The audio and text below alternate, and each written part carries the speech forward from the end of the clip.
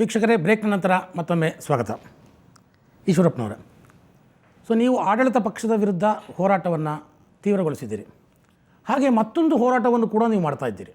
ಅದು ನಿಮ್ಮದೇ ಪಕ್ಷದ ನಾಯಕರ ವಿರುದ್ಧ. ಅದು ಎಲ್ಲಿಗೆ ಬಂತು?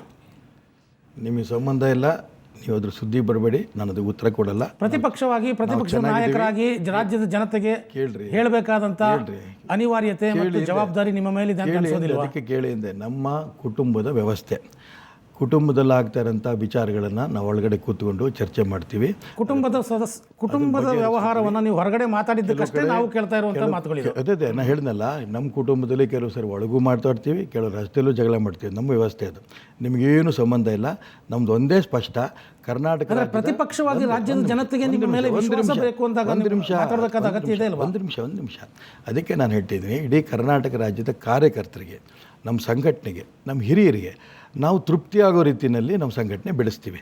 ಎಲ್ಲಿ ನೋವಾಗಿದ್ದಂಥ ಸಂದರ್ಭದಲ್ಲಿ ನೋವಾಗಿದೆ ಅನ್ನೋಂಥ ಅಂಶವನ್ನು ಬಹಿರಂಗ ಮಾಡಿದಾಗ ಆ ನೋವಿಗೆ ಪರಿಹಾರ ಮಾಡಬೇಕಾದಂಥ ವ್ಯವಸ್ಥೆ ನಮ್ಮ ಆರ್ಗನೈಸೇಷನ್ನಲ್ಲಿದೆ.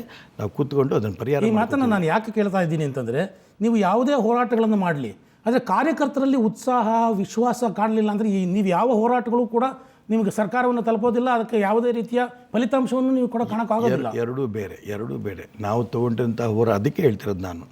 ಭಾರತೀಯ ಜನತಾ ಪಾರ್ಟಿ ಸರ್ಕಾರದ ವಿರುದ್ಧ ಹೋರಾಟ ಮಾಡ್ತಾ ಇರೋದಕ್ಕೆ, ಯಶಸ್ಸಾಗ್ತಾ ಇರೋದಕ್ಕೆ ಕಾರಣ ನಮ್ಮ ಕಾರ್ಯಕರ್ತರ ಸಂಘಟನೆನೇ. ನಮ್ಮ ಕಾರ್ಯಕರ್ತರು ಉತ್ಸಾಹದಲ್ಲಿರೋದ್ರಿಂದ ಇವತ್ತು ಉದಾಹರಣೆಗೆ ಡಿ ಕೆ ರವಿ ಸಂದರ್ಭ ಕಳೆದ 3 ವರ್ಷಗಳಲ್ಲಿ ಅತಿ ದೊಡ್ಡ ಜನಾಂದೋಲನ ಅಂತ ನೀವು ಯಾವುದನ್ನು ಮಾಡಿಲ್ಲ ಅಂತ ಅದಕ್ಕೆ ಕಾರಣ ಈ ಒಳ ಜಗಳ ಅನ್ನುವಂಥದ್ದು. ನೀವು ಅಂದ್ಕೊಂಡ್ರೆ ನಾನೇನು ಮಾಡೋಕ್ಕಾಗಲ್ಲ. ಅನೇಕ ತಲೆಹರಟೆಗಳಿಗೆ ಮಾತಾಡ್ತಾರೆ. ನಾನು ಹೇಳೋದು ಕೇಳಿ, ಇಲ್ಲಿ ಕರ್ನಾಟಕ ರಾಜ್ಯದಲ್ಲಿ 1 ಕೋಟಿ ಸದಸ್ಯರು ನಾವು ಮಾಡ್ಕೊಂಡಿದ್ದೀವಿ. ಯಾವುದೇ ರಾಜಕೀಯ ಪಕ್ಷ ಮಾಡ್ಕೊಂಡಿಲ್ಲ. ಮೊದಲನೇದು, ಇಡೀ ರಾಜ್ಯದ ಎಲ್ಲ ತಾಲೂಕಿನಲ್ಲೂ ಕೂಡ ವ್ಯವಸ್ಥಿತವಾದ ನಮ್ಮ ಸಂಘಟನೆ ಇದೆ. ನಾವು ಯಾವ್ಯಾವ ಹೋರಾಟಗಳು ತೊಗೊಂಡಿದ್ದೀವೋ ಎಲ್ಲ ಹೋರಾಟಗಳು ಕೂಡ ತಾಲೂಕು ಮಟ್ಟದಲ್ಲಿ, ಜಿಲ್ಲಾ ಮಟ್ಟದಲ್ಲಿ ಯಶಸ್ವಿಯಾಗಿ ನಮ್ಮ ಕಾರ್ಯಕರ್ತರು ಮಾಡ್ಕೊತ ಬಂದಿದ್ದಾರೆ. ಹಂಗಾಗಿಯೇ ನಾವು ಇವತ್ತು ರಾಜ್ಯದಲ್ಲಿ ಪರಿಷತ್ತಲ್ಲಿ, ವಿಧಾನಸಭೆಯಲ್ಲಿ ಇಷ್ಟು ವಿಶ್ವಾಸದಿಂದ ಹೋರಾಟ ಮಾಡೋಕ್ಕೆ ನಮ್ಗೆ ಅವಕಾಶ ಆಗ್ತಾ ಇರೋದು. ನಮ್ಮ ಕಾರ್ಯಕರ್ತರ ಜೊತೆ ಹೋರಾಟ ಮಾಡ್ತಿದ್ದೀವಿ. ಇದು ಇಷ್ಟಕ್ಕೆ ಸೀಮಿತ ಆಗಲ್ಲ, ಇಲ್ಲಿಗೆ ನಿಲ್ಲಲ್ಲ ಈ ಒಂದು ಹೋರಾಟ. ದಯವಿಟ್ಟು ಅಂದ್ಕೊಳ್ಳಿ, ಇವತ್ತು 14 ಜನ ಏನು ರಾಜೀನಾಮೆ ಕೊಟ್ಟಿದ್ದಾರಲ್ಲ, ಇನ್ಯಾರನ್ನೋ ತೊಗೊಂಡ್ರಲ್ಲ, ನಮಗೆ ಸಂಬಂಧ ಇಲ್ಲ. ನಮಗೆ ಸಂಬಂಧ ಒಂದೇ ಏನು, ಈಶ್ವರಪ್ಪನವರು ತಮ್ಮ ಸ್ಥಳೀಯ ಅಂದರೆ ಶಿವಮೊಗ್ಗದ ಲೋಕಲ್ ರಾಜಕಾರಣವನ್ನು ಬಿಜೆಪಿಯ ಮೇಲೆ ಹೇರಿದ್ರು. ಹೀಗಾಗಿ ಇಷ್ಟೆಲ್ಲ ಅವಾಂತರಗಳಿಗೆ ಕಾರಣ ಆಯಿತು. ನಾನು ಏನು ಮಾಡಿದ್ದೀನಿ, ಬಿಟ್ಟಿದ್ದೀನಿ, ನಿಮಗೆ ಉತ್ತರ ಕೊಡೋಕ್ಕೆ ನಾನು ಇಲ್ಲ.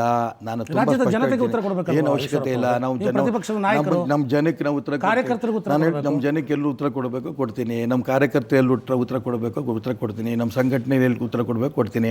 ಹಿರಿಯರು ಅಂತ ನಮ್ಮ ಪಕ್ಷಕ್ಕಿದ್ದಾರೆ, ಹೇಳೋರಿದ್ದಾರೆ, ಕೇಳೋರಿದ್ದಾರೆ. ಹಿರಿಯರ ವಿರುದ್ಧ ನೀವು ಬಹಿರಂಗವಾಗಿ ಮಾತಾಡಿದಾಗ ಉತ್ತರ ಕೊಡಬೇಕಾದ ಕೇಳಿ, ಯಾರು ವಿರುದ್ಧ ಬಹಿರಂಗ ಮಾತಾಡಿದ್ದೀನಿ? ನೀವು ಪದಾಧಿಕಾರಿಗಳ ಪಟ್ಟಿಯಲ್ಲಿ. ಅದಕ್ಕೆ ಬಿಡಿ ಎಂದೆ, ನಿಮಗೆ ಸಂಬಂಧ ಇಲ್ಲ, ಅದು ಸಂಬಂಧ ಇಲ್ಲ. ನಾವು ಕೂತ್ಕೊಂಡು ಚರ್ಚೆ ಮಾಡಿ ಬಗೆಹರಿಸ್ಕೋತೀವಿ. ಇದನ್ನೇ ಮುಂದುವರಿಸುವಂಥ ಅವಶ್ಯಕತೆ ನಿಮಗಿಲ್ಲ. ಬೇರೆ ರಾಜ್ಯದ ವಿಚಾರ ಏನೋ ಕೇಳಿದ್ರೆ ಕೇಳಿ. ಅಹೋರಾತ್ರಿ ಧರಣಿ ಮಾಡ್ತಾ ಇದ್ದೀರಿ. ಸೊ ಇದ್ರ ನಡುವೆನೇ 4 ವಿಧೇಯಕಗಳು ಪಾಸ್ ಆಯಿತು. ಏನು ಮಾಡೋದು ಹೇಳಿ ನೋಡೋಣ. ಅದರ ಒಪ್ಪು ತಪ್ಪುಗಳನ್ನು ರಾಜ್ಯದ ಜನತೆಗೆ ತಿಳಿಸಿ ಹೇಳಬೇಕಾದಂಥ ಕರ್ತವ್ಯ ನೀವು ಹೇಳಿ ನೋಡೋಣ. ಇದನ್ನು ನೀವು ಎರಡೂ ಹೇಳ್ತೀರಿ. ಇತ್ಲಾಗೆ ಬಿಗಿಯಾಗಿ ಹೋರಾಟ ಮಾಡಬೇಕು, ಸರ್ಕಾರಕ್ಕೆ ಅವ್ರು ಬಗ್ಗಿಸ್ಬೇಕು, ಮಂತ್ರಿ ರಾಜೀನಾಮೆ ತಗೊಂಡು ಬಿಡಬಾರ್ದು ಅಂತ ಒಂದು ಕಡೆ ಹೇಳ್ತೀರಿ. ಮತ್ತೊಂದು ಕಡೆ ಸದನ ನಡೆಸಿ ಆ ಒಪ್ಪು ತಪ್ಪುಗಳನ್ನು ರಿಪೇರಿ ಮಾಡಬೇಕು ಅಂತ ಹೇಳ್ತೀವಿ. ಯಾವ್ದು ಮಾಡಬೇಕು ಅಂತ ಹೇಳಿ ಅದೇ ಮಾಡ್ಬಿಡ್ತೀವಿ. ಅದು ನೀವು ನಿರ್ಧಾರ ಮಾಡಬೇಕಲ್ಲ. ಮಾಡಿದ್ದಕ್ಕೆ ವಿಧಾನ ಪರಿಷತ್ನಲ್ಲಿ ಅದಕ್ಕೆ ಗಣಪತಿ ಅವರ ವಿಚಾರಕ್ಕೂ ಚರ್ಚೆಗೆ ಅವಕಾಶ ಕೊಡಲಿಲ್ಲ. ಅಲ್ಲ, ಅದಕ್ಕೇನೆ ಯಾರು ಹೇಳಿದಂಗಂತ ವಿಧಾನ ಪರಿಷತ್ನಲ್ಲಿ 3 ದಿನ ಮಾಡಿದ್ದೀವಿ ಚರ್ಚೆನ. ಉತ್ತರ ಕೊಡಬೇಕು ಅನ್ನೋಂಥ ಯಾವ ಸಂದರ್ಭದಲ್ಲಿ ಉತ್ತರ ಕೊಡಬೇಕು, ಸರ್ಕಾರ ಹೆಂಗೆ ಪಲಾಯನವಾದ ಮಾಡ್ತು. ಸಭಾಪತಿಯವರ ಕಚೇರಿನಲ್ಲಿ ಸ್ವತಃ ಗೃಹ ಮಂತ್ರಿ, ಸಭಾನಾಯಕರು ಬಂದು ಚರ್ಚೆ ಪೂರ್ಣ ಮುಗಿಸಿದ ನಂತರ ನಾನು ಮುಗಿಸಿದ ತಕ್ಷಣ ಉತ್ತರ ಕೊಡ್ತೀನಿ ಅಂತ ಹೇಳಿದಂಥ ಗೃಹ ಮಂತ್ರಿಗಳು, ಸಭಾನಾಯಕರು ಕೊನೆಗೇನು ಹೇಳ್ತಾರೆ, ನಾನು ಇವತ್ತು ಉತ್ತರ ಕೊಡಲ್ಲ, ನಾಳೆ ಕೊಡ್ತೀನಿ ಅಂತಾರೆ. ವಿಧಾನ ಪರಿಷತ್ತು ರಾತ್ರಿ 1 ಗಂಟೆ 2 ಗಂಟೆ ತನಕ ಭಾಳ ದಿನ ನಡೆದಿದೆ. ಕೊನೆಗೇನು ಹೇಳಿದ್ರು, ನಾವು 20 ಜನ ಯಾರು ಮಾತಾಡಿದ್ದಾರೆ ಅವ್ರದ್ದು ಬಗ್ಗೆ ನಾನು ದಾಖಲೆಗಳು ನೋಡಿ ತಯಾರಾಗಿ ಬರಬೇಕು. ಮುಖ್ಯ ಸಭಾನಾಯಕರು ಉತ್ತರನ ಇದು. ಇನ್ನೊಂದು ಕಡೆ ಹೇಳ್ತಾರೆ, ನಾನು ಸಚಿವ ಸಂಪುಟಕ್ಕೆ ಹೋಗಬೇಕು. ಸಚಿವ ಸಂಪುಟ ದೊಡ್ಡದು, ಸದನ ದೊಡ್ಡದು?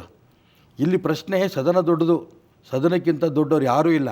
ಇಂಥ ಸದನಕ್ಕೆ ಅಪಮಾನ ಮಾಡಿ ಉತ್ತರ ಕೊಡೋಕ್ಕೆ ಆಗದೇನೆ ಏನೇನೋ ಮಾಡಿದ್ರು. ಅಲ್ಲಿ ಮುಖ್ಯಮಂತ್ರಿಗಳು ಉತ್ತರ ಕೊಟ್ಟ ನಂತರ ಇಲ್ಲಿ ಇನ್ನೇನು ಉಳಿತು?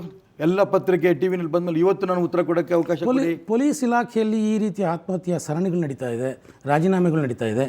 ಇದಕ್ಕೆ ಮುಖ್ಯ ಕಾರಣ ಗೃಹ ಸಚಿವರು ಪರಮೇಶ್ವರ್ ಅವರು.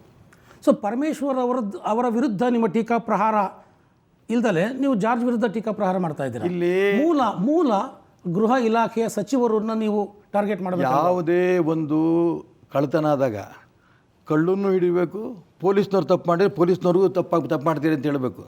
ಕಳ್ಳ ಹೊಡೋಗೇನೆ ಅಂತ ಪೊಲೀಸ್ನವ್ರು ಲಂಚ ತೊಗೊಂಡು ಬಿಟ್ಬಿಟ್ಟ ಅಂದರೆ ಪೊಲೀಸ್ನವರು ಬಿಡಲ್ಲ, ಕಳ್ಳನ್ನು ಬಿಡಲ್ಲ. ಇಲ್ಲಿ ಕಳ್ಳತನ ಮಾಡೋಕ್ಕೆ ವ್ಯವಸ್ಥೆ ಮಾಡಿರೋಂಥ ಉದಾಹರಣೆ ಹೇಳಬೇಕು ಅಂದರೆ ಜಾರ್ಜು. ಆ ಕಳ್ಳನ್ನು ಬಿಡೋಂಥ ಪ್ರಯತ್ನದಲ್ಲಿ ಯಶಸ್ವಿ ಆಗ್ತಿರೋದು ಸಬ್ ಇನ್ಸ್ಪೆಕ್ಟ್ರು ಇದು ಪರಮೇಶ್ವರ್ ಅವರು, ಸರ್ಕಲ್ ಇನ್ಸ್ಪೆಕ್ಟ್ರು, ಮುಖ್ಯಮಂತ್ರಿ ಸಿದ್ದರಾಮಯ್ಯನವರು. ಅದಕ್ಕೋಸ್ಕರ ಈ ಕಳ್ಳನ್ನು ಬಿಟ್ಟಿಲ್ಲ ನಾವು. ಪರಮೇಶ್ವರ್ ಇಬ್ಬರು ಹೋಮ್ ಮಿನಿಸ್ಟರ್ ಕೆಂಪಯ್ಯ ಅವರು ಅಂತ ಈಗೆಲ್ಲ ಮಾತುಗಳು ಕೇಳಬಾರ್ದು ಇಲ್ಲ, ಯಾರೇನು ಇದು ಮಾತಾಡ್ತಾರೆ ಟೀಕೆ ಅಂತೆಲ್ಲ. ಯಾಕಂದರೆ ಒಂದು ಸರ್ಕಾರದಲ್ಲಿ ಗೃಹ ಸಚಿವರೇ ಅಸಹಾಯಕತೆಯನ್ನು ತೋಡ್ಕೊಂಡಾಗ ಅದನ್ನು ಎತ್ತಿ ತೋರಿಸಿ ಅದನ್ನು ಸರಿಪಡಿಸೋ ಜವಾಬ್ದಾರಿ ಪ್ರತಿಪಕ್ಷದಾಗಿರುತ್ತಲ್ವ. ಅಯ್ಯೋ ರಾಮ, ಒಳ್ಳೆ ಚೆನ್ನಾಯ್ತಲ್ಲ ಇದು. ಗೃಹ ಸಚಿವರ ಸಹಾಯಕರು ಅಂತ ನಾವೇನು ಹೇಳ್ತಾ ಇದ್ದೀವಿ, ಎಲ್ಲೆಲ್ಲಿಂದನೂ ಸರ್ಕಸ್ ಮಾಡಿ ಒದ್ದಾಡಿ ಗೃಹ ಮಂತ್ರಿಯಾಗಿ ಬಂದಿದ್ದೀರಪ್ಪ. ರಾಜ್ಯದ ಜನರನ್ನ ರಕ್ಷಣೆ ಮಾಡೋಂಥ ನಿಮ್ಮ ಕರ್ತವ್ಯ ಇದೆ. ನೀವು ರಾಜ್ಯದ ಜನರ ರಕ್ಷಣೆ ಮಾಡಿ, ಪ್ರಾಮಾಣಿಕ ಅಧಿಕಾರಿಗಳ ರಕ್ಷಣೆ ಮಾಡಿ ಅಂತಂದರೆ ಮುಖ್ಯಮಂತ್ರಿಗಳು ಗೃಹ ಮಂತ್ರಿ ಇಬ್ಬರು ಸೇರಿಕೊಂಡು ಜಾರ್ಜ್ ರಕ್ಷಣೆ ಮಾಡ್ತಿದ್ದಾರೆ. ಮುಖ್ಯಮಂತ್ರಿಗಳು ಗೃಹ ಮಂತ್ರಿ ಇಬ್ಬರು ಸೇರಿಕೊಂಡು ಮರಿಗೌಡನ ರಕ್ಷಣೆ ಮಾಡ್ತಾಯಿದ್ದಾರೆ. ಮುಖ್ಯಮಂತ್ರಿಗಳು ಗೃಹ ಮಂತ್ರಿಗಳು ಸೇರಿಕೊಂಡು ಮಹದೇವಪ್ಪನ ಮಕ್ಕಳನ್ನ ರಕ್ಷಣೆ ಮಾಡ್ತಾರೆ. ಇದ್ರ ವಿರುದ್ಧ ನಾವು ಹೋರಾಟ ಮಾಡ್ತಾಯಿದ್ದೀವಿ ವಿನಃ ಪ್ರಜಾಪ್ರಭುತ್ವದಲ್ಲಿ ಭಾರತೀಯ ಜನತಾ ಪಾರ್ಟಿ ಮಾಡ್ತಿರೋಂಥ ಕೆಲಸವನ್ನು ರಾಜ್ಯ ಜನ ಮೆಚ್ಚಿದ್ದಾರೆ. ಆ ಜನರಿಗೆ ತುಂಬ ಧೈರ್ಯ ಕೊಡ್ತಾ ಇದ್ದೀವಿ. ನಿಮ್ಮ ಜೊತೆ ನಾವಿದ್ದೇವೆ, ನಿಮ್ಮ ಧ್ವನಿಯಾಗಿ ನಾವು ವಿಧಾನಮಂಡಲ ಹೋರಾಟ ಮಾಡ್ತಿದ್ದೀವಿ ಅಂತ ಜನನು ತುಂಬ ಸಂತೋಷ. ತಾಲೂಕ್ ಪಂಚಾಯತಿ, ಜಿಲ್ಲಾ ಪಂಚಾಯತಿಗಳಲ್ಲಿ ನೀವು ನಿರೀಕ್ಷೆ ಮಾಡಿದಷ್ಟು ಇದರಲ್ಲಿ ಬರಲಿಲ್ಲ. ನೀವು ರಾಜ್ಯದ ಜನತೆ ಬೆಂಬಲ ಕೊಡ್ತಾ ಇದ್ದಾರೆ ಅಂದರೆ ಇನ್ನಷ್ಟು ಸೀಟ್ಗಳು ಬರಬೇಕಾಗಿತ್ತು, ಇನ್ನಷ್ಟು ಜಿಲ್ಲಾ ಪಂಚಾಯತ್ಗಳನ್ನು ನೀವು ಗೆಲ್ಲಬೇಕಾಗಿತ್ತು. ಕಳೆದ ಬಾರಿಗಿಂತ ಈ ಬಾರಿ ನಾವು ಜಾಸ್ತಿ ಗೆದ್ದೀವಿ. ಉದಾಹರಣೆಗೆ ಹೇಳ್ತಂತ ಬರ್ತೀನಿ ನಾನು. ನಮ್ಮ ಸರ್ಕಾರ ಹೋದ ನಂತರ ನಾವು BJP, KJP, BSR ಹೊಡೆದು ಛಿದ್ರ ಆಯಿತು. ನಮ್ಮ ಮತಗಳು ವ್ಯತ್ಯಾಸ, ಕಾಂಗ್ರೆಸ್ ಬಂತು. ಅಲ್ಲಿಂದ ಮುಂದೆ BJPಗೆ ಜನ ಬೆಂಬಲ ಇದೆಯೋ ಇಲ್ಲೋ ಅನ್ನೋದು ಅಳತೆಗೊಲೆ. ಅದು ಚುನಾವಣೆ, ಲೋಕಸಭೆ ಚುನಾವಣೆ ಬಂತು. ಕರ್ನಾಟಕ ರಾಜ್ಯದಲ್ಲಿ ಕಾಂಗ್ರೆಸ್ ಸರ್ಕಾರ ಇತ್ತು. 28 ಲೋಕಸಭಾ ಸ್ಥಾನ, 28 ಭಾರತೀಯ ಜನತಾ ಪಾರ್ಟಿ 17 ಗೆದ್ವಿ, ಕಾಂಗ್ರೆಸ್ 9 ಗೆಲ್ತು. ಜನ ನಮ್ಮ ಜೊತೆ ಇದ್ದಾರೆ ಅಂತ ಅರ್ಥ ತಾನೆ. ಹೀಗೆ ಗ್ರಾಮ ಪಂಚಾಯತಿ ಚುನಾವಣೆಗಳು ಗ್ರಾಮ ಪಂಚಾಯತಿಗೆ ಮೆಂಬರ್ ಅದಕ್ಕೆ ಸಿಂಬಲ್ಲೇ ಇಲ್ಲ. ಗೆದ್ದವರಲ್ಲೇ ನಮ್ಮದು ಅಂತಂದು ಕಾಂಗ್ರೆಸ್ನವ್ರು ನಾವೇನು ಮಾಡೋಣ? ಗ್ರಾಮೀಣ ಪ್ರದೇಶದಲ್ಲಿರ್ಬೋದು, ನಗರ ಪ್ರದೇಶದಲ್ಲಿರ್ಬೋದು ಭಾರತೀಯ ಜನತಾ ಪಾರ್ಟಿ ಹೆಚ್ಚು ಸ್ಥಾನವನ್ನು ಗೆದ್ದಿದ್ದೇವೆ. ಬರಲಿ ಲೋಕಸಭೆ ವಿಧಾನಸಭೆ ಚುನಾವಣೆ ಅಂತ ರಾಜ್ಯ ಜನ ಕಾಯ್ತಾ ಇದ್ದಾರೆ. ಭಾರತೀಯ ಜನತಾ ಪಾರ್ಟಿ ಕೂಡ ಕಾಯ್ತಾ ಇದೆ. ಮುಂದಿನ ವಿಧಾನಸಭೆ ಚುನಾವಣೆ ನಾವೇ ಪ್ರಚಾರ ಮಾಡೋದು ಬೇಡ. ಈ ಸಿದ್ದರಾಮಯ್ಯನವರು ತೊಗೊಂಡಂಥ ಒಂದೊಂದು ಘಟನೆ, ಅವರೊಂದೊಂದು ಚಟುವಟಿಕೆ BJP ಗೆಲ್ಲಿಸಿ ಅಂತ ಅವರೇ ಪ್ರಚಾರ ಮಾಡ್ತಿದ್ದಾರೆ. ಹೇಗೆ ಅಂದರೆ BJPಯವರ ತಪ್ಪಿನಿಂದಾಗಿ ಕಾಂಗ್ರೆಸ್ ಅಧಿಕಾರಕ್ಕೆ ಬಂತಲ್ಲ, ಹಾಗೆ ಕಾಂಗ್ರೆಸ್ನಿಂದ ತಪ್ಪಿನಿಂದಾಗಿ BJP ಅಧಿಕಾರಕ್ಕೆ ಬರುತ್ತೆ. ನಾವು ಹೋರಾಟ ಮಾಡುವಾಗ ನಾನು ಎರಡೂ ಹೇಳಿದೆ. ಒಂದು ಸಂಘಟನೆ 1 ಕೋಟಿ ಮೆಂಬರ್ಶಿಪ್ ಮಾಡಿಕೊಂಡು ಸಂಘಟನೆಯೂ ಬಲವಾಗಿದೆ. ಇದ್ರ ಮುಖಾಂತರ ಅಧಿಕಾರಕ್ಕೆ ಬರ್ತೇವೆ. ಎರಡನೇದು, ಕೇಂದ್ರದ ನರೇಂದ್ರ ಮೋದಿ ಪ್ರಧಾನಮಂತ್ರಿ ಆದ ನಂತರ ಇಡೀ ದೇಶದಲ್ಲಿ, ಪ್ರಪಂಚದಲ್ಲಿ ಒಂದು ರೀತಿಯ ಮಿಂಚಿನ ರೂಪದಲ್ಲಿ ನರೇಂದ್ರ ಮೋದಿ ಕೆಲಸ ಮಾಡಿದ್ರೆ ಸಂತೋಷ ಇದೆ. ಅದು ನಮ್ಗೆ ಅನುಕೂಲ ಆಗುತ್ತೆ. ಮೂರನೇದು, ದೇಶದಲ್ಲಿ ಕಾಂಗ್ರೆಸ್ ಮುಕ್ತ ಭಾರತ ಮಾಡ್ತಿರ್ಬೇಕಾದ್ರೆ ಸಿದ್ದರಾಮಯ್ಯನವರು ಕರ್ನಾಟಕ ಮುಕ್ತ ಕಾಂಗ್ರೆಸ್ ಮಾಡೋದಕ್ಕೆ ಅವ್ರು ಸಹಕಾರ ನಮಗೆ ಕೊಡ್ತಾ ಇದ್ದಾರೆ ಅಂತ ಹೇಳಿದೆ ಅಷ್ಟೇ. ಬರೀ ಅವರಿಂದನೇ ಅಲ್ಲ, ನರೇಂದ್ರ ಮೋದಿ, ಭಾರತೀಯ ಜನತಾ ಪಾರ್ಟಿ ಸಂಘಟನೆ ಪ್ಲಸ್ ಸಿದ್ದರಾಮಯ್ಯ ಸಹಕಾರ 3 ಸೇರಿ ಕರ್ನಾಟಕ ರಾಜ್ಯದಲ್ಲಿ BJP ಸರ್ಕಾರ ಬರುತ್ತೆ. ಈ ಸದನದ ಹೋರಾಟವನ್ನು ನೀವು ರಾಜ್ಯದ ಜನತೆಗೆ ತಗೊಂಡು ಹೋಗ್ತೀನಿ ಅಂತ ಹೇಳ್ತಾ ಇದ್ದೀರಾ. ಈ ಹೋರಾಟ ಎಷ್ಟು ಮಟ್ಟಿಗೆ ಯಶಸ್ವಿ ಆಗುತ್ತೆ? ಅದು ಇನ್ನು 2 ವರ್ಷಗಳು ನೀವು ಪಕ್ಷದ ಜೊತೆ ಇದನ್ನು ಹೋರಾಟವನ್ನು ರೂಪಿಸುವುದರಲ್ಲಿ ನೀವು ಎಷ್ಟು ಮಟ್ಟಿಗೆ ಯಶಸ್ವಿ ಆಗ್ತೀರಿ ಅನ್ನುವಂಥ ವಿಶ್ವಾಸ ನಿಮಗಿದೆ? ಅಲ್ಲ, ನಾನು ಹೇಳ್ತಿರೋದು ನಮ್ಮ ಪಕ್ಷ, ನಾವು 4 ಜನ MLA ಇದ್ದ ಸಂದರ್ಭದಲ್ಲಿಂದ ಹಿಡಿದು ಇವತ್ತು 17 ಲೋಕಸಭಾ ಸ್ಥಾನ ಗೆಲ್ಲೋ ತನಕನೂ ಕೂಡ ಸಂಘಟನೆಯಿಂದನೇ ಬೆಳೀತಾ ಬಂದಿರೋದು.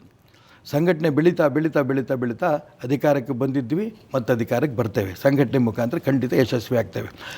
ಇಡೀ ರಾಜ್ಯದ ಪ್ರಾಮಾಣಿಕ ಸರ್ಕಾರಿ ಅಧಿಕಾರಿಗಳು ನಾನು ಪ್ರಾರ್ಥನೆ ಮಾಡ್ತೇನೆ, ಈ ಗೃಹ ಮಂತ್ರಿ, ಈ ಮುಖ್ಯಮಂತ್ರಿ ನಿಮಗೆ ರಕ್ಷಣೆ ಕೊಡಲ್ಲ. ದಯವಿಟ್ಟು ಆತ್ಮಹತ್ಯೆ ಮಾಡ್ಕೋಬೇಡಿ. ಆತ್ಮಸ್ಥೈರ್ಯದಿಂದ ನುಗ್ಗಿ ಪ್ರಾಮಾಣಿಕವಾಗಿ ನೀವು ಕೆಲಸ ಮಾಡಿ. ನಿಮ್ಮ ಪರವಾಗಿ ಭಾರತೀಯ ಜನತಾ ಪಾರ್ಟಿ ಇದೆ, ನಿಮ್ಮ ಪರವಾಗಿ ರಾಜ್ಯದ ಜನ ಇದ್ದಾರೆ. ದಯವಿಟ್ಟು ನೀವು ಆತ್ಮಹತ್ಯೆ ಮಾಡಿಕೊಂಡು ನಿಮ್ಮ ಹೆಂಡತಿ ಮಕ್ಕಳನ್ನ ಅನಾಥರಾಗಿ ಮಾಡಬೇಡಿ. ನಿಮ್ಮ ಪರವಾಗಿ ನಾವಿದ್ದೇವೆ, ನಿಮಗೆ ನಾವು ಸಹಕಾರ ಕೊಡ್ತೇವೆ. ನಿಮ್ದೇನು ಸಮಸ್ಯೆ ಇದ್ದರೂ ಕೂಡ ನಮ್ಗೆ ಸಂಪರ್ಕ ಮಾಡಿ, ನಿಮ್ಮ ಜೊತೆ ನಾವು ಇರ್ತೀವಿ ಅಂತ ಹೇಳಕ್ಕೆ ಇಷ್ಟಪಡ್ತೇನೆ. ಮಾಧ್ಯಮಗಳಲ್ಲಿ ಈಗಾಗಲೇ ವರದಿ ಆಗ್ತಾ ಇದೆ, ಇನ್ನೊಂದಷ್ಟು ಜನ ಆತ್ಮಹತ್ಯೆ ಮಾಡ್ಕೋತಾರೆ. ಅದೇ ಉದ್ದೇಶಕ್ಕೆ ನಾನು ಒಳ್ಳೆಯದು ಈಶ್ವರಪ್ಪನವರೇ, ಆತ್ಮಸ್ಥೈರ್ಯವನ್ನು ಹೆಚ್ಚಿಸುವಂಥ ಕೆಲಸವನ್ನು ನೀವು ಮಾಡಿದ್ದೀರಾ. ನಿಮಗೆ ಧನ್ಯವಾದಗಳು. ನಮಸ್ಕಾರ. ವೀಕ್ಷಕರೇ, ಈಶ್ವರಪ್ಪನವರು ಸದನದ ಒಳಗೆ ಮತ್ತು ಸದನದ ಹೊರಗೆ ತಮ್ಮ ಪಕ್ಷದ ಮತ್ತು ಒಟ್ಟಾರೆ ಪ್ರತಿಪಕ್ಷದ ಹೋರಾಟ ಹೇಗಿರುತ್ತೆ ಅನ್ನೋದನ್ನು ಈ ಮೂಲಕ ತಿಳಿಸಿದ್ದಾರೆ. ಮುಂದಿನ ಅವರ ಹೋರಾಟ ಜನತೆಯಲ್ಲಿ ಕುತೂಹಲ ಕೆರಳಿಸಿದೆ. ನೇರ, ದಿಟ್ಟ, ನಿರಂತರ ಸುದ್ದಿಗಾಗಿ ನೋಡ್ತಾ ಇರಿ ಸುವರ್ಣ ನ್ಯೂಸ್.